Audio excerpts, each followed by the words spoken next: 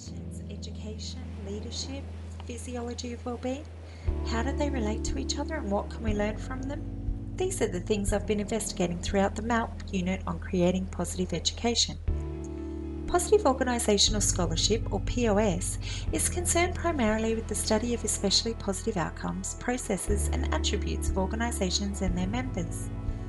Therefore, POS does not represent a single theory, but focuses on dynamics that are typically described by words such as excellence, thriving, flourishing, abundance, resilience, or virtuousness.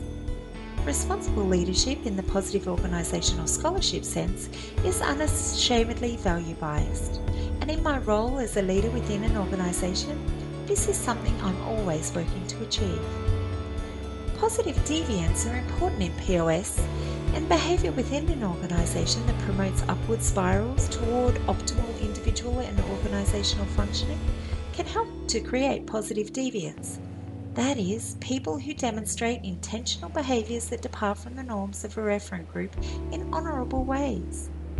As Kim Cameron states, if you want to lead extraordinary performance, you need to provide staff the opportunity to be extraordinary. Allow an increase in flow by demonstrating an abundance culture and increase virtuousness. Basically, increase everything good. The 6D approach can help leaders to make the best of those individuals, teams or organisations demonstrating positive deviance.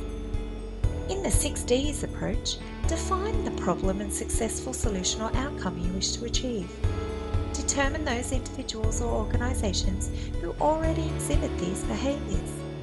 Discover the practices or behaviours that make them positive deviants. Design and implement activities.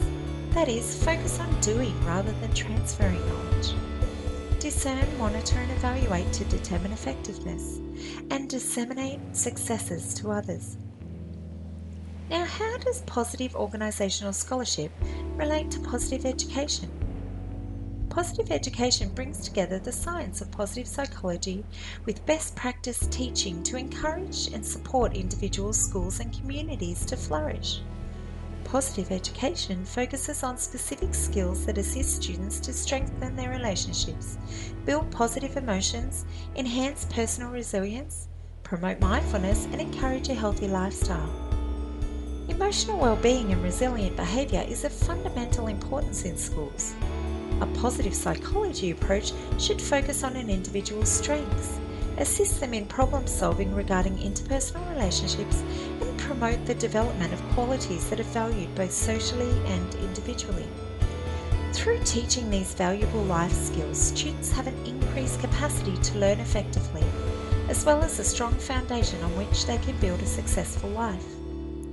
Now, Buddhists have been demonstrating for centuries the physiology of well-being.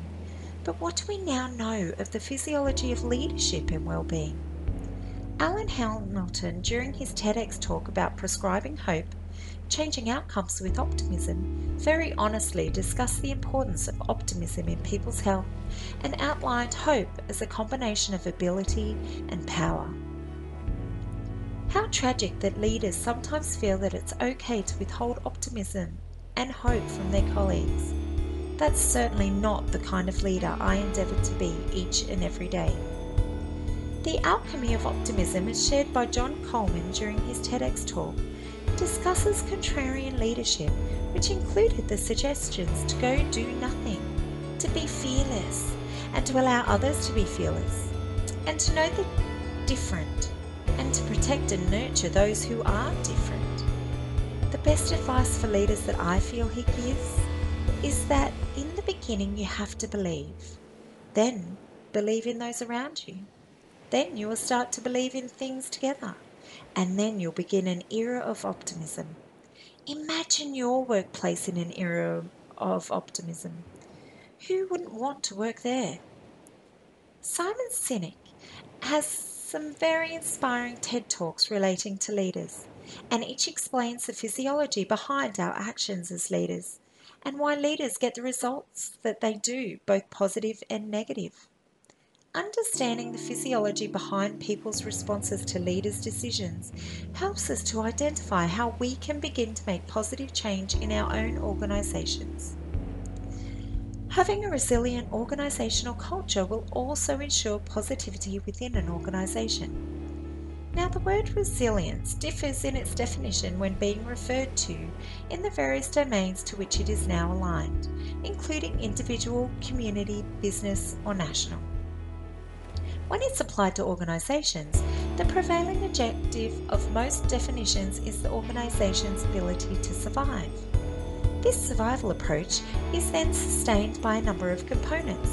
These components include things like prevention, protection, preparedness, mitigation, response, and recovery. Nevertheless, the key to successful resilience as identified by Braze and Brooks appears to be an organisation's ability to maintain adaptive, proactive, and reactive strategies to deal with threats and risks. Organisational resilience, therefore, is an outcome, not a system. To achieve this outcome, there are three key elements identified by Erica Seville that strengthen organisational resilience: leadership and culture, being change ready in networks, though not in isolation but in their interaction. Some benefits of organisational resilience, as outlined in an Australian government paper by the same name, can be divided into two main areas: leadership and organisational performance. Leadership in organisations demonstrating resilience have more successful outcomes from strategic and operational planning and have enhanced leadership capacity. Regarding organisational performance in organisations demonstrating resilience, we see reduced disruption costs, enhanced reputation with stakeholders, improved ability to attract staff, the generation of reputational and sustained advantage, and increased staff morale, commitment, and productivity. As a leader, you should endeavour to never let a good crisis go to waste. Although not explicit in the coursework, I was interested in further investigating cultural change, how to make it happen and how to sustain it.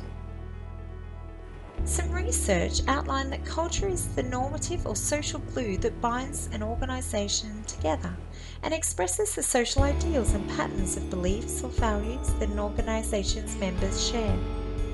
This culture is also represented in symbolic devices or artefacts. Cultural change is an extremely long process, especially in organisations with entrenched negativity. However, it is still a worthwhile process. To create cultural change, there appears to be 5 main processes for organisations to follow. 1. Match strategies with the culture you want to create. Then focus on the critical shifts in behaviour and be explicit about these. Honour the strengths of your existing culture. Integrate formal and informal interventions. And 5. Measure and monitor cultural evaluations. Managers in particular have the potential to change an organisation, and therefore they should act in an exemplary way. In my research, I was introduced to the idea of cultural intelligence as an aspect of cultural change, and the 4-step model, which includes drive, knowledge, strategy, and action. In cultural intelligence, it has its roots in mindfulness, which is a key component in the positive psychology and positive education movement, and your ability to flourish. Maybe it's just because I'm now looking at organisations and leaders with positive psychology or positive educational binoculars.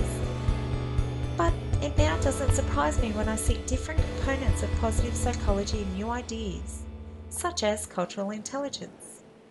If you are a great leader or a great organisation, it makes sense to me now that you would be incorporating positive psychology in your work and life. Are you?